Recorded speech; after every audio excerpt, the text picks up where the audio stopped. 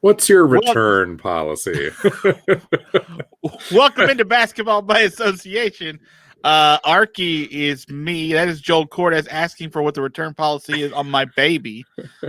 Joel, that was rude. How are you, sir? And now you've started this thing where you're just gonna hot mic me, like you're playing with fire here.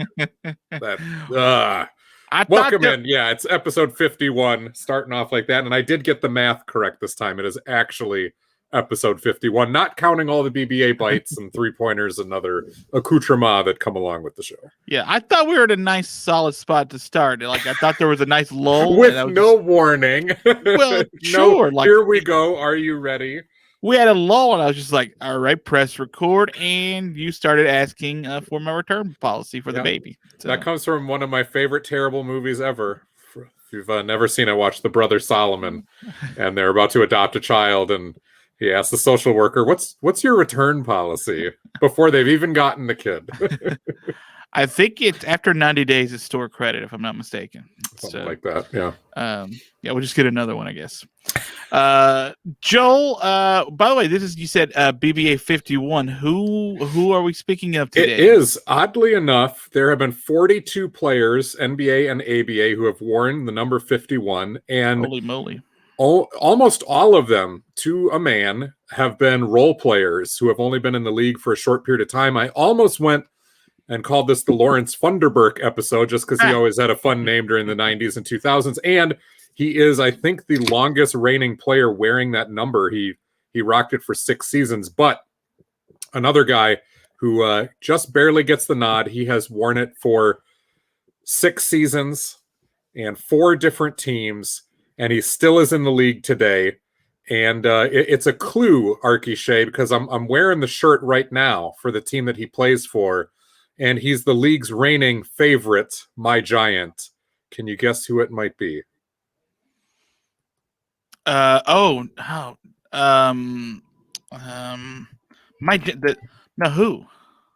So the guy that everybody loves. He's got a bromance going with Tobias Harris. They played together on the Clippers and the Sixers, and now he's a member of the Mavericks. He rarely gets to play, but when he does, he scores a crap ton of points and gets put in a ton of pick and rolls. It is Boban Marjanovic, everybody's favorite my Giant of the modern era.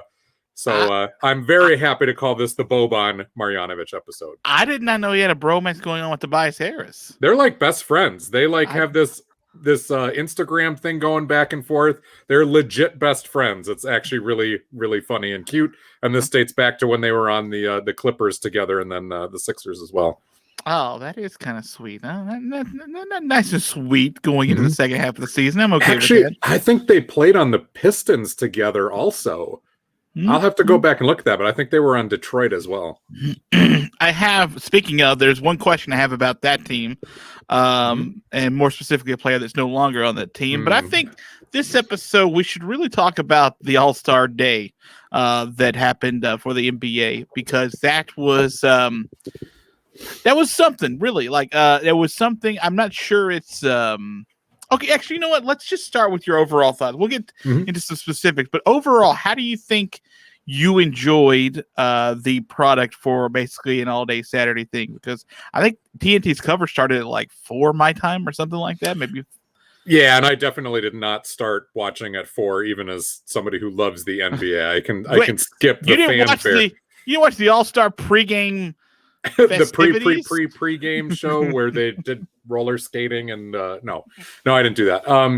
I did pick it up during the skills challenge. I will grade the whole evening as a B. I think it was redeemable. It was a solid B across the board. The skills competition is what it is. If you get excited for that, you're a very optimistic person in your life. More power to you. The All-Star game itself was actually better than I thought it would be. We've talked a couple of episodes now about it would be joy that would define the game or not. And there was joy. There was also some fun moments, which we'll talk about in a second here. Some things that I'll take away, enjoyable little, snippets and moments that I really loved. The dunk competition was ho-hum. We kind of thought it would be, but it was short and sweet. It got to the point, and it was over and done with, which was about as good as you were going to get this time around with no Zion Williamson in it and, without the big names. But overall, I mean, it was worthwhile to sit down and spend a couple hours watching it. I thought they did a good job, and the players showed up, and it was not just a, business-like, workman-like bore fest in the All-Star game. There was some fun going on, and I'll give it a B overall. Yeah, I think that's probably as good as it could have been, honestly. Considering literally everything that's around it, considering like a couple hours before the game itself, you have all-stars being basically ushered out of the building, because they couldn't be a part because their barber ended up having a positive COVID-19 test. Poor Ben Simmons and Joel Embiid. I mean, that's rough. It's like, oh, hey, well, this is cool. Well, I'm glad we made the trip. Mm-hmm. So, the NBA has reported that there are no positive COVID tests from the actual weekend itself, but we'll see what kind of contact tracing may come here in the next day or so. Yeah, we got another day or two before we're out of the woods, but you're putting on an all-star game in the middle of the pandemic. It was eyebrow raising. The players didn't like it, but all things considered, it went about as well as it could go, right? I think from a logistical standpoint and from an entertainment standpoint, based on the restrictions you had, that was probably as good as you're going to be able to do. So there's a lot of commendability to be had by the NBA here on this Monday after the All-Star game, because the skills challenge, I'll just never understand people's joy for it, right? Like, I'll just never sort of... Well, the question is, does anyone have joy for it? Right. Does anyone really get excited for that? Like, it's a thing. It's a thing so that you can have a couple more commercial breaks and a couple more sponsors. That is what it is. Right. I mean, the goal isn't to find the NBA's best bounce passer from 20 feet. Because if you were going to do that, then actually I'm all in. If that's the only event we're doing. I don't need all the other running around like slaloms like a dog at the Westminster Dog Show. Right. That's not for me. So the All-Star game, Arky, is always about moments. It's never about the game. It's never really about the score. It's about what moments get lodged in your memory, maybe for all time, maybe just for a couple of weeks or even for that night, but the next day you're talking to your buddy and going, yeah, that was pretty cool. So what were some of the moments that will stick with you, or any takeaways from the game? Because that's what it's about. Can I tell you that there are two from the same guy that are actually my favorite moments from the game, and they're both from Steph Curry. Like, Steph Curry pulling up from half court and draining a three was just chef's kiss. Like, it was just... Okay, so I saw someone tweet something really snarky with the video, like, this is what liberals think college or tell you is good basketball. And I retweeted why I think that's a dumb thing to say because, whatevs. But here's my whole thing for the All-Star game. Like, all I want to see from an All-Star game, to be satisfied from the All-Star game, because again, it's in the middle of the season. How much do you want from these guys to sort of do? I want a bunch of dunks, a bunch of cool dunks, buckets and buckets of points. I want these sharpshooter 3-point guys to go deep and often. The good ones, not just everyone throwing up threes. Like, right. Julius Randle doesn't need to be coming up from half court and putting a three in his 11 minutes or whatever he played in that game. And I need 5 or 6 possessions of defense. Really, like, where a couple of guys really want to go mano a mano for a possession or two. And you're like, okay, that's really all I need. Oh, actually, one other thing is if I can see some smiles, like if the guys are kind of enjoying it, because the All-Star game isn't supposed to be a glorification of really what the sport is. It's just I just think in this game itself, you want as much of the game that you're normally seeing into it, but in one super packed package, right? Like the whole phrase is like it's blank on steroids, right? Like this is regular NBA game on steroids. Like you just want to turn up the volume on an NBA game. That's really all and I think that's what and I'll name my other moment in a second. That's really what I got from this game and how I get satisfied out of this game. Like 320 points. Yeah, I'm fine with that. I have no problem with that. Like 170 to 150 works for me. Like it's not what Game 6 of the NBA Finals is going to be, okay, but it's entertaining enough to be what it is for a Saturday or Sunday night. So the analogy, the comparison for NBA basketball has always been, and just kind of the game of basketball when it's really played with joy, has always been jazz music, right? There's not a lot of scripting to it, and you kind of riff off of each other, and there's a general plan, but it's at its best when something creative just pops up. For those who are going, oh, well, this isn't basketball, you get the sense that they would much rather prefer classical music where everything is a symphony and every note is there and you will hit every note perfectly all the time and everyone will do it in sync. And those people are called Larry Brown because they want to run a play every single time down the court, and that's all they want to do. And that is okay for a time, but it's not basketball. So the analogy for the All-Star game is when you have some of the greatest jazz musicians in the world, and once a year they get together and they just jam, right? They just play. And is it going to be a symphony at all moments? Probably not. They're not used to playing with one another. Are guys going to showboat a little bit? Yes, that's exactly what it's about. And is something beautiful from time to time and creative going to come out in a way that's different than if the symphony orchestra got together and just played note for note and ran a set pick and roll Stockton and Malone play every single time, right? Which do you want to see at the All-Star game? I think I want to see jazz, even if it's a little sloppy. So I'm glad that you bring up Steph Curry. We have to throw Damian Lillard in there, right? Because he was on the same team. They're shooting shots and they're going at each other on the same team, doing a little bit of, like horse, which was fantastic. I will take that moment where Dame comes down. He had been trying a couple of them from further and further out, inching his way back to half court, and finally nails one. And then Steph comes down on the very next possession and hits it on the first try. I will take that. I will take the string of possessions where Dame got an alley-oop and dunked it, which Lillard can get up and Lillard dunks. So that one was not super surprising. They come down and they throw the oop to Steph Curry on the next possession. He finishes. We don't get to see Steph dunk very often. No. And then on the next possession, they come down and throw it to Chris Paul. And he alley-oop dunks. I cannot remember the last time I saw Chris Paul dunk a ball.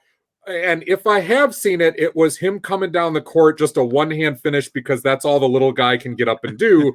And he finishes an alley-oop. That is jazz. That's chef kiss. And that was a string where I will take a memory from that and laugh and be satisfied with the game. And can we come to an agreement that Steph Curry was the real MVP of that All-Star game, not Giannis? Can we come to that agreement? Giannis had more points. He did, and he didn't miss a shot, but the guy who captured the zeitgeist of the game, the guy who played with joy, who did silly things like toss up a three and turn around in the corner and not even watch it go down, and the guy who continued to hit big threes from all over the court, and when people were actually playing defense on him. How many times did Giannis actually have someone play defense on him when he finished a dunk? Not much, right? He just kind of rolled down the lane and you're not going to get in his way. Steph Curry numerous times had guys actually try to play at least a modicum of defense on him, and he still nails the shot right in their face. And the fact that he had just won the three-point competition earlier that night, he was the real MVP for me. Like, he made the evening. By the way, that was my second favorite moment. It was Steph Curry. That was the no look three. Makes the three, bounces immediately around, starts smiling at whoever's in front of him, and no, he doesn't get to see it go down. In fact, I would even say from that night, my third favorite memory of that night is also Steph Curry when he's winning the 3-point contest and he makes the last three, and the three doesn't even move the net. Like the last. The last insult to injury shot doesn't even move the net, and you're like, Hey, Mike Conley, good game. I'm going to beat you by 1 point. Yeah, this is solid. Yeah, and it's going to look like it's it's like it's dropped from heaven into the net. Yeah, and so Steph gets that for me. I don't know if we have time to do a couple other quick memories before we move on. I was going to say real quick about the MVP part of it. Is that I think it's I think it's interesting that you bring up what, not that Steph wasn't in the conversation, but that did you see the voting, how the voting broke down as far as Giannis, as far as the fan vote and everybody that was in the media to vote too? Like I didn't. Giannis had all the votes, right? Like this, like the media, the fans sort of split with Giannis and Steph, but everybody else was all Giannis. They all just sort of went like, oh, hey, he didn't miss a bucket. He's got most points. Let's forget that Steph Curry had the night of nights with all the memories and moments. Yeah, I mean, Giannis had a good game. He hit 3 3-pointers, and they were contested. I believe he banked 2 of them. And he had some nice dunks. Early on in the game, he really had some nice alley-oops and a reverse dunk in there.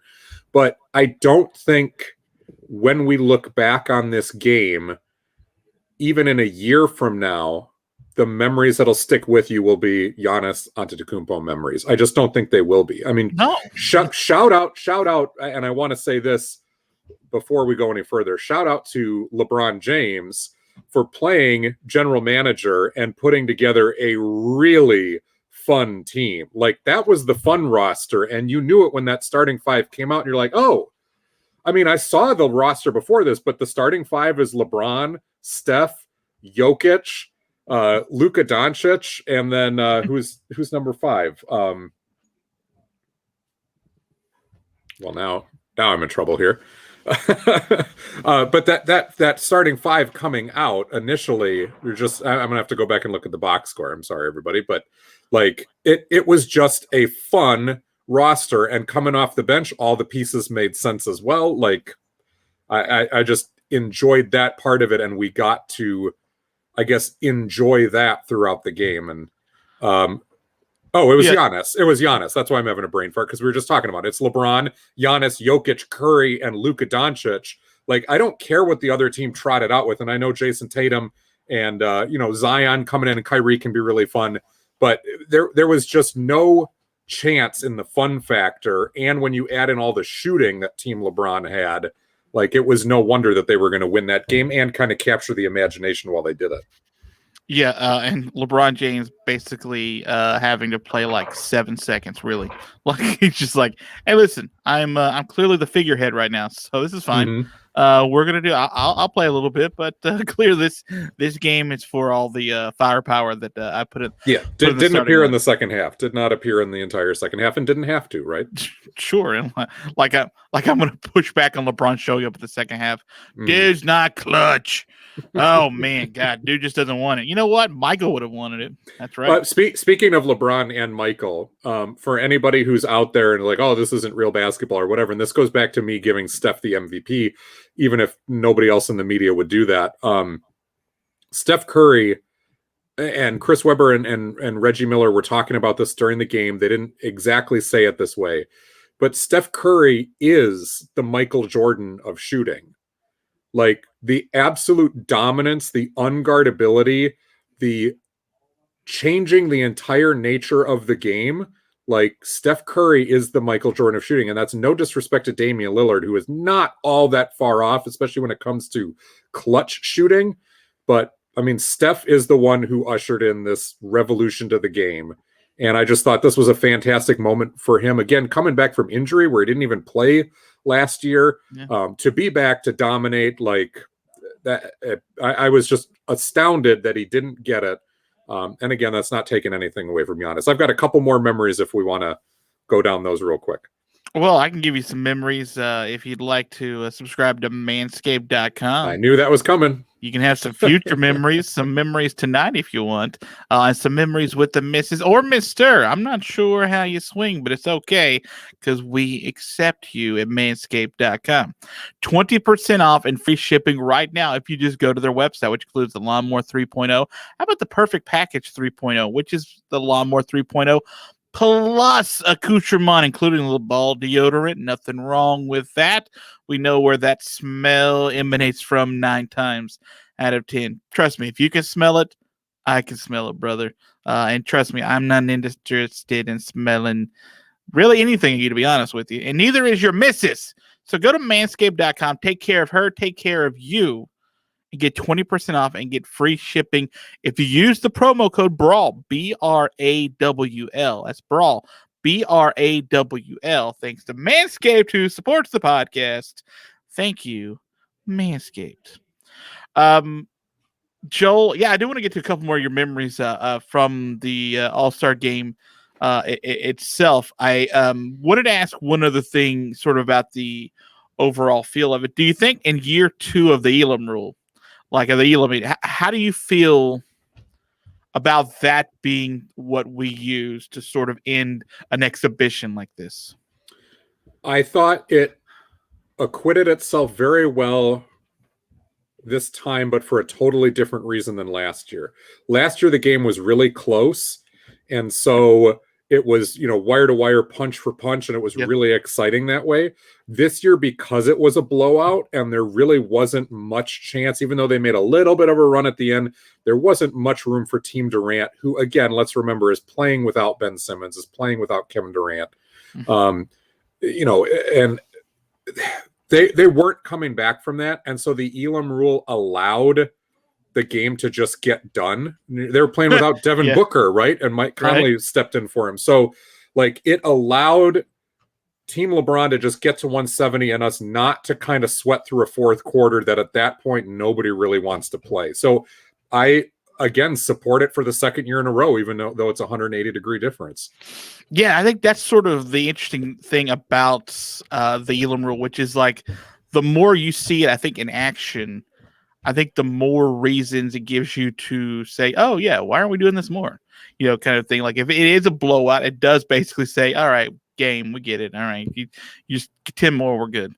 And if you're in a tight game going back and forth, you still get freaking magic out of it, for crying out loud.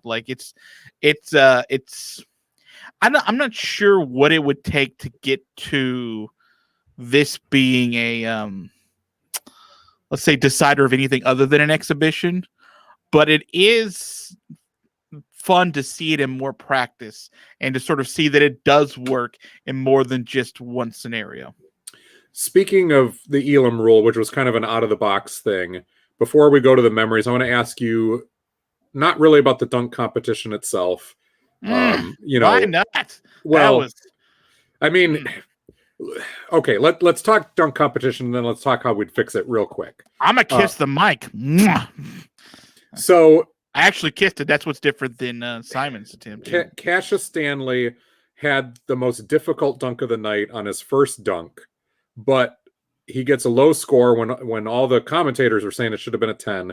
The problem is we've seen Zach LaVine do that dunk, right? So there wasn't much originality, even though it was the hardest technically, I would think, from the outside of what anybody did. And it clearly rattled Stanley's confidence because he came down the second time, did not do well, and wound up just kind of doing a cop-out dunk to get out of there and get it over with.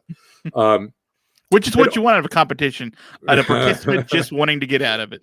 Obi Toppin's first dunk was pretty cool. I had never seen the bounce between the legs kind of backwards and to dunk it that way. That was cool. His second dunk, very derivative. Hey, I'm going to jump over some people, including a teammate and my dad. Again, a nice feel-good story, but pretty derivative. Simon's, both of his dunks were original, and I will give him that. The Nerf hoop, that was fun. I thought he was going to try to dunk on the Nerf hoop while he did the other one. And it's kind of that throwback to, most kids who love basketball. You got the Nerf hoop up in your room and you're doing dunks and, whatever age you are, maybe as an adult, you're still doing it on the Nerf hoop. And it was I kind of like that. It was a little heartwarming dunk.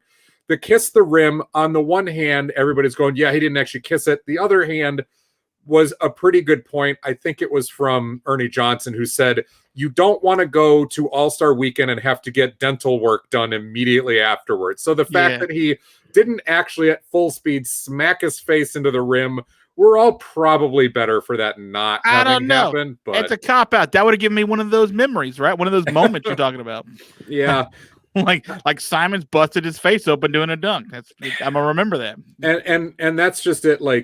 The dunk competition is supposed to give you at least one, if not a couple, lasting memories. We will not forget, Blake Griffin jumping over a car. We will not forget Gerald Green blowing out a cupcake, or Shaq's Superman cape, or even Aaron Gordon losing twice to some all-time, Zach LaVine dunk. And We're not going to forget those things. I don't think anybody's going to remember long term the Anthony Simons dunk. I just don't. And that was kind of the downfall of the evening, I think, is that there was a lot of stuff that was derivative or just didn't jump out.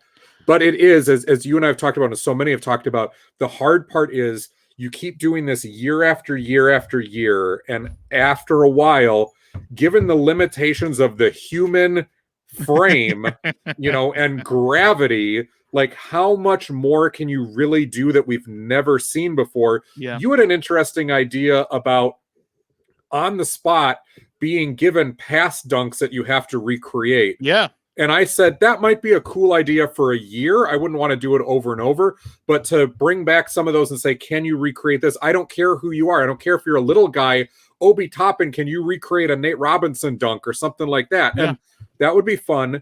I would say my caveat to that would be like one of your dunks, you're just going to see a screen go from white noise to the dunk, and you just have to go try to recreate that the best. What about a Wheel of Fortune?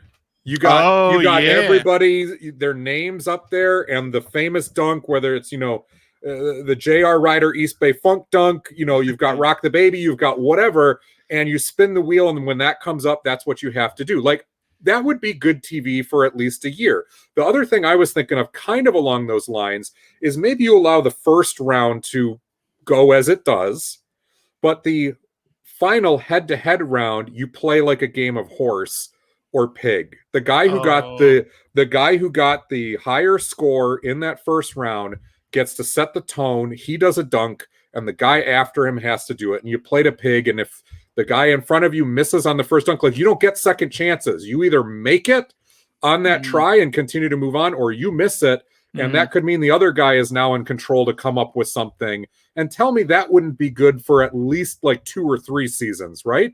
I think we've got 3 ideas that for the next 5 years could give new life to this contest. You just basically go year to year, and obviously that would be the final, as you're speaking of, to at least 1 or 2 of the years, maybe 3 of them. Let's not play pig though. Let's play NBA or let's play Yao. Yao works, right? YAO. Yeah. We bring. I like that. Little ceremonial wave. That's cool. Where is Yao right now? That is a great question. I know he's been in China. Is he back in China doing work? Yeah, he's been in China frequently doing work, and some of it I think was connected with like government ambassadorship. But I know he's been a continued ambassador for the league. I thought at one point, I think he's an owner of a team over there in the CBA as well. I'm 99% sure he's an owner, maybe of the Shanghai Sharks. It's a team that he used to play for, now he owns. So that's kind of a fun story. But I'll have to look that up. You had a couple more memories, and then I wanted to ask you about something Adam Silver said, or a couple things Adam Silver said, and then Blake Griffin. Real quick, a couple of things that stood out to me. Number one, Kyrie Irving oftentimes was the guy playing the hardest out there, really pushing the pace. He crashed the boards numerous times, didn't always get it. And I saw Kyrie Irving playing defense at times. And that stood out to me because there was the question of, he was dealing with some health issues and some health issues. And we thought that, like Kevin Durant, like some of these other guys who dinged up a little bit, didn't want to play in the All-Star game, it was a question whether he would show up. He did say a few days before the weekend that he would show up, but you wondered with kind of where he's been back and forth in his mental state, and he was kind of checked out for a while early on in the year, just where would he be on this? And I was really pleasantly surprised. Like, Kyrie was going all out right from the tip. So that was fun. Having in the second quarter, I think it was Kyrie and Chris Paul doing the opening tip against each other, or not the opening tip, but for the second quarter. That was a fun one. Chris Paul and James Harden matched up against each other, former teammates from Houston. It didn't always go very well. And Chris Paul was trying to lock down James Harden during the times that he guarded him, to the point that Harden was kind of shoving him when the ball was away from them, was just kind of playfully shoving him away each time. And Harden got a couple points on him, and Chris Paul got a couple points, and also the lockdowns. Like, That's fun. You don't know if there's any like underlying animosity there. Like, is Chris Paul trying to show him up? Is he just goofing with him? I'll take that. I enjoyed Jaylen Brown versus Jason Tatum, matched up current Celtics teammates a couple of times and not being able to score over each other. Jaylen Brown did not get it. In fact, he got kind of a phantom foul call from Jason Tatum, then misses both of his free throws. They go right down to Team LeBron and Team Durant, right down to the other end, and they throw the alley-oop to Jason Tatum instead, kind of the get back there. That was fun. So it's little moments like that for me why I watch the All-Star game. It's the matchups that you never really get to see, whether it's teammates or former teammates, and those little times. And you talk about the joy in that, or Nikola Jokic running the floor and Giannis just kind of keeps it and selfishly dunks, and Jokic is barking over at his bench and barking at Giannis like, dude, come on. I was behind. You could have thrown it to me for the dunk, or throw it to me and I'll give you an alley-oop. Nothing. And just those like little moments again of stars interacting with one another and him getting fake pissed about this. That's why you watch the game. One other one, Zach LaVine had so many three-pointers hit over him all night long, where he came out on a contest, whether it was a half contest or a full contest, and of course it's the Steph Curry shot where he's losing the ball and then pulls up from the logo and hits it that everybody will remember. But LaVine had a bunch of tough threes hit over him, including a Jaylen Brown and one fall away out of the corner. So those are my memories from it. Yeah, it does. I think that definitely is going to haunt him the rest of the year. Or not. Unlikely. Just like the amount of Zion Williamson missed dunks in the second quarter that got a little bit embarrassing. I don't think that'll haunt him long term. Maybe not, but still not the best of looks. Yeah. Okay, so let me ask you a couple things about what Adam Silver spoke. Adam Silver gave his his State of the NBA address, right? And he was asked about a couple of topics. One thing that is nice to hear, he says that they feel optimistic that they're going to be back doing overseas play next year, not this coming year, but the next season. 2020. What's this year? 2022, right? 2022. That's not this year. What's this year? 2021. Yeah, 2022. Wow, dad brain happening pretty hard. I mean, but at the same time, it's COVID brain for all of us, right? Everything is kind of blended into something. That they do anticipate getting back to that. Also optimistic that they will be able to start this next season, so the 2021-2022 season, with, quote, fairly full arenas. That's at least good sign to hear from Adam Silver to start off with, don't you think? It is, and that's the way things are thankfully trending across the country, as long as we don't screw this up, right? I mean, we're trending in the right direction. Most of the at-risk population is now eligible for vaccines if they have not gotten a vaccine already. So you hope that that's going to continue going smoothly. States are beginning to relax their gathering and their mask laws, and that's where I think the iffiness comes in. Like, I agree with the relaxation of it, as long as people are responsible and understand, like, hey, just because the vaccine is rolled out doesn't mean the vaccine is, or the virus is dead, right? It doesn't mean it's gone. Yeah. You could still have a spread, and the issue with all this is it's not just, oh, hey, I'm not at risk. Oh, the at-risk people are inoculated now. The worry is, if you get a whole bunch of people who suddenly have it, even if the death rate goes down because you're not in an at-risk and you pass, the virus is still alive and spreading. And the more you spread, the more it can mutate. And you run the risk then of having some sort of a mutation that is different and more dangerous to a different group of people. And all of a sudden, we could be right back where we are. So it is very, very, I think, important that as we get that greater amount of freedom, we all keep that greater amount of responsibility, right? And understand that you still got to do your due diligence to make sure that you're not being a spreader, that you're not putting yourself or your family members or friends in stupid situations, and that we all want to get to the finish line. We all want to be as free as possible and never have to go back to this stuff ever again. But we got to do our part. I hate to bring up this analogy because I don't want it to sound callous, but it is like being in wartime. Like, everybody, you make your sacrifices It is like being in wartime, and you got to stay diligent and that sort of thing. And that's where we are. And the hope is that we can get down to a year from now or 18 months or whatever it is, full NBA arenas again, full football stadiums, full restaurants, full dance clubs, full beaches, whatever it is. And we can enjoy that with a newfound sense of thankfulness, I think, too, right? Gratitude that says, hey, I remember a time when this was taken away, and boy, am I appreciative of being able to be back here, but we got work to do yet. And I think that's what Adam Silver is kind of getting at. I think that's where a lot of states are going. And it's just, I think it's a lot of people's prayers that we can make it happen. And I think also it's a real good sign that the CDC came out actually just today on Monday and said, if you've been fully vaccinated, that for the lack of a better term, like, game on, you're all right. You, from basically what we know, because we're so early into this, right. As far as vaccines, that you should be able to go around people even if they haven't had the vaccine yet. I think you have to wait. They recommend you wait, like, I don't know, 7 or 10 days or something after you get that, and then go about. I think the other thing that I find most interesting, what Adam Silver said, despite the fact we were hearing and even talked about it on this pod, all this momentum for it.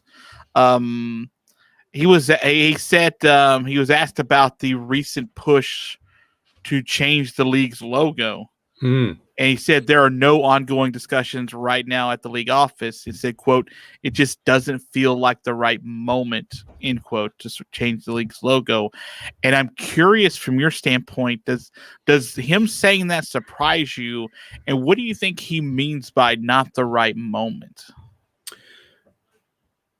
It does surprise me because Adam Silver has always been like the open-minded one, the innovative one, right? And has always said, hey, we'll think about and talk about just about anything. Right. So whether that's kind of a change in his own attitude where it's like, yeah, we've done enough innovating, we don't need any more tinkering, or whether it's kind of political speak for, hey, we've got a lot of other things kind of in the hopper right now. We're really trying to empower our players for social justice. We've got a lot of those issues. We've got to get through the COVID stuff and the reopening of the league. And in that regard, yeah, there's a lot of fish in the frying pan right now.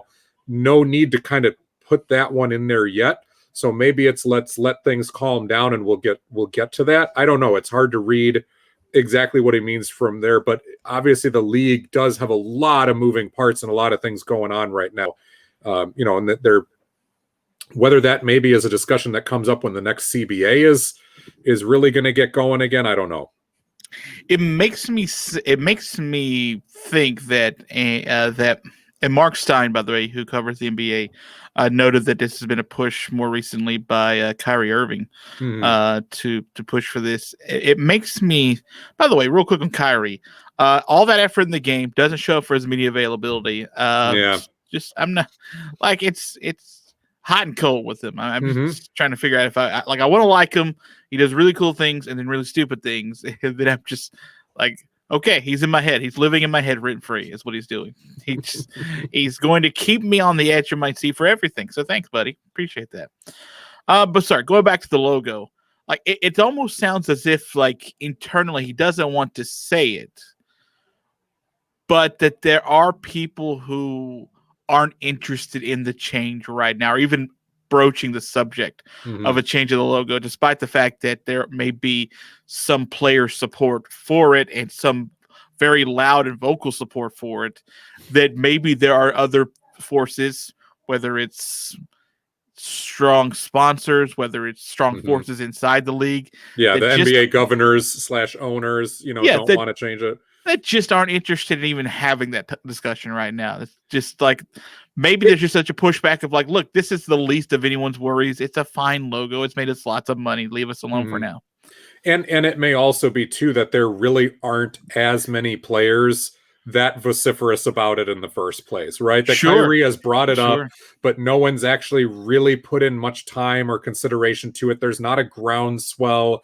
And that's not going to be enough for the owners to really start talking about it. And that would tie in, I think, also to the idea of bigger fish to fry at this moment. Like, hey, yeah, it was brought up. It was a conversation, but lots of people bring things up all the time. That doesn't mean you're going to do it, right? I say this all the time, and it's my favorite example of this. Twitter can sound like and feel like a very loud place if you are inside Twitter's walls. And Joel used to be inside Twitter's walls. And I chose to leave for some of those very reasons. Yep. It can feel like a very loud place. But in reality, that loud place is not very loud to the outside world all the time. And my favorite example of this is that I don't know if you remember, but when Sharknado was first coming out on Sci-Fi and people were live watching it, and I literally could not find a tweet that wasn't mentioning Sharknado. A tweet, a retweet, something to that effect. And then when the ratings for Sharknado came out, it had 1.5 million viewers, which is far below what that noise would seem like. Way below. But it just sort of tells you perfect. Yeah, that's perfect. You may hear so much of something, but that just may be the room you're in, and it may be loud there, but you go outside and there's just nothing. No one even knows what you're talking about. Right. And that echo chamber effect we find all across social media, but I think Twitter is, particularly prone to that. And a lot of people that jump in and use a hashtag, jump in on the conversation, have never watched Sharknado and probably never will, but are jumping in because, hey, it's what the cool kids are doing right now. Or, hey, I know that if I jump in, other people will like my tweet, retweet it, and that will boost my visibility. And there's that cynical side of the echo chamber where after a while, it's just about being seen and heard in that room, and you got nothing to do with that room or that conversation, really. Yeah. And at the end of all of it, it's just Kyrie Irving who's seen Sharknado. That's it. So, yeah. And he thought the movie was flat. It was rather flat. He thought quite flat is what he used. Joe, I think you could bet on Sharks, in fact, if I'm not mistaken, if you want to, or probably Kyrie Irving. I don't know. Depends. It depends what you're doing. But we give a shout out to our partner DraftKings before we talk about Blake Griffin, because that's fascinating, Joel. Well, I would bet, and it's a pretty strong bet, that you can get a deposit bonus up to $1,000 with your first deposit over at DraftKings, our partner with the Brawl Network and here at BbA. All you got to do, create a new DraftKings Sportsbook account and make your first deposit, minimum $5 for new customers only. DraftKings will match 20% of your deposit amount up to $1,000 total, and then you pick your favorite games or markets to bet on. You follow the action, you have some fun, you do it responsibly, thanks to DraftKings and the Brawl Network. And when you do that, you use this here special code. That code is dkng.co/brawlbook. That's dkng.co/brawlbook. And everybody wins when you do that. You know, the fun thing about them is that if you are especially new to them, they run specials like all the time where they're basically giving away money, like, and they're giving away picks. And I'm not kidding. Like they'll make whatever parlay you want to do, like they'll boost it to like 20% or something. Just give you a chance to just make more. They did one where you made your first deposit, and these are happening like every single day, different types of things. But you make your first deposit. This is my favorite one. If you bet $1 on a game, no matter what the outcome was, if the team you bet to win made a 3-pointer, you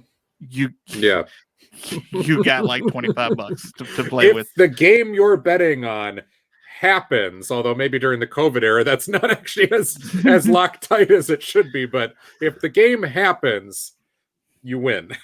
Yeah. Right. And you know what? You're dumb not to take those bets. Like, why y'all hate free money? I don't understand. If y'all just want to do it the hard way, I get it, but don't do it the hard way if you ask me. Joel, we have a brand new Brooklyn net to talk about. Oh my goodness, yeah. His name is Blake Griffin. Blake Griffin has taken a buyout from the Detroit Pistons. And I believe, what was the number I saw? That he left like $17 million or something on the table. Yes. To take the buyout to become a free agent. He is now with the Brooklyn Nets for the rest of the season. That did not take long.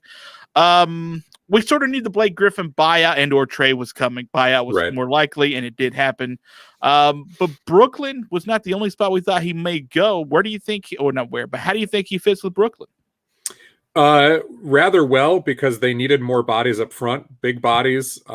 They did not want to go into the playoffs, and it was very obvious they did not want to go into the playoffs with Reggie Perry and Nicholas Claxton as their backups, ostensibly. Whoa, why not? Sorry, guys, too young and not ready for what's about to happen.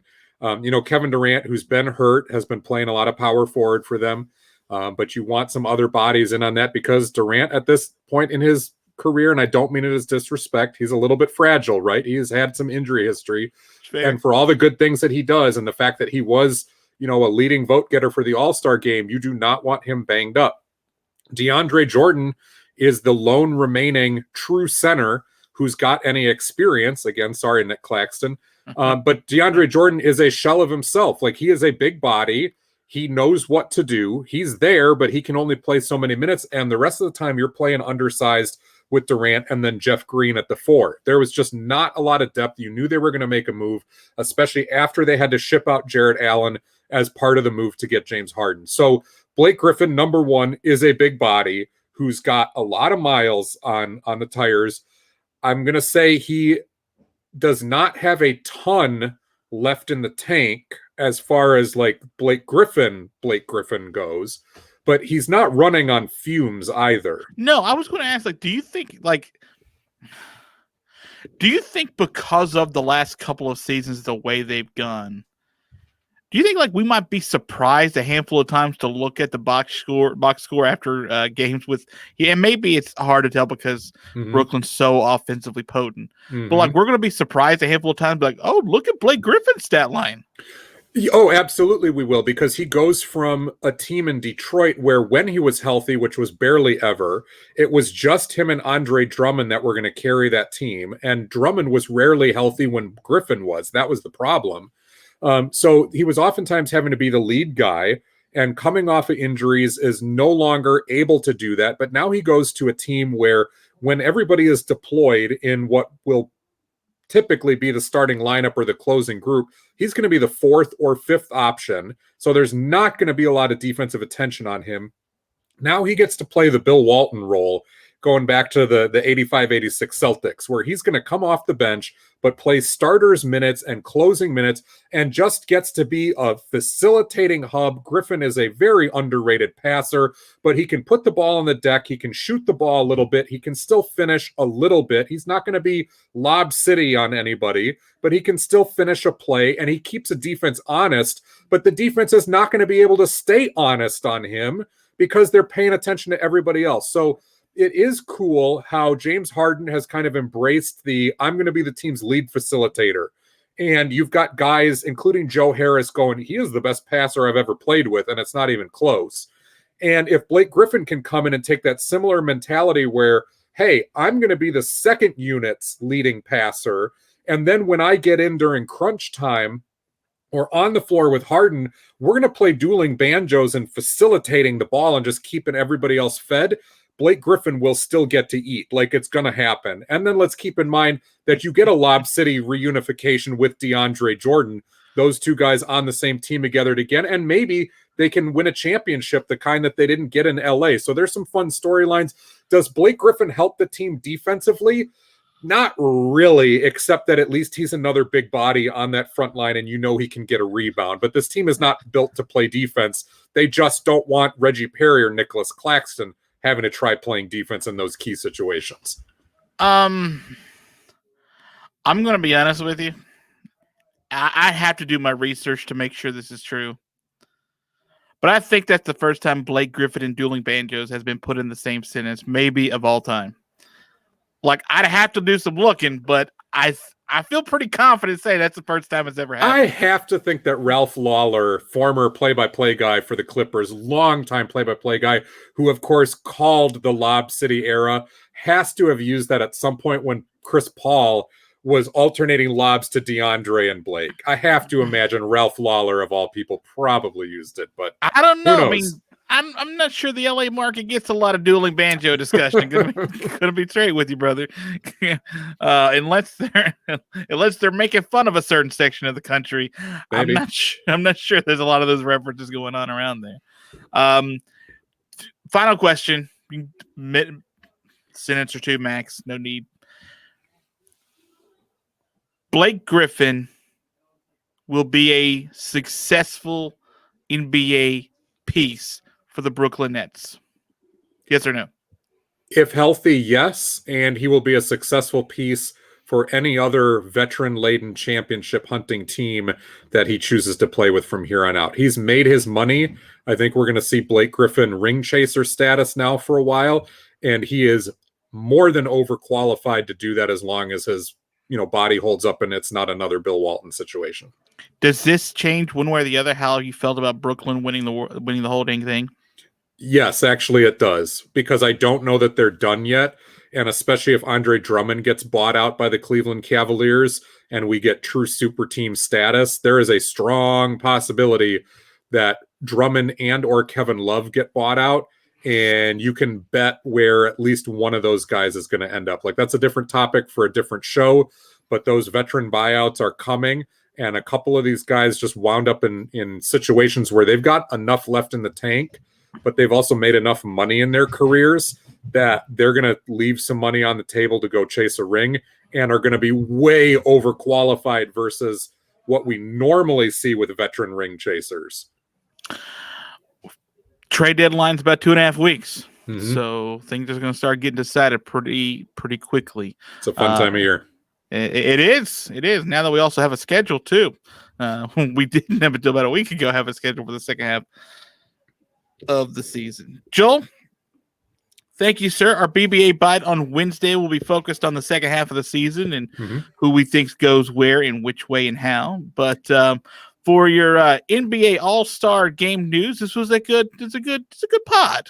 And we went 51 minutes on episode 51, the Boban Marjanovic episode. And of course, if you're listening on Spotify, iTunes, wherever you get your podcasts, and you want to check out the video, find us on YouTube. Just search Basketball by Association or BbA, and vice versa. If you're watching us on YouTube and go, I don't want to look at those mugs anymore, you can find our podcast everywhere that you would normally get audio only. All right, if I want to keep it 51 minutes, I got to shut this thing down to 6, 5, 4...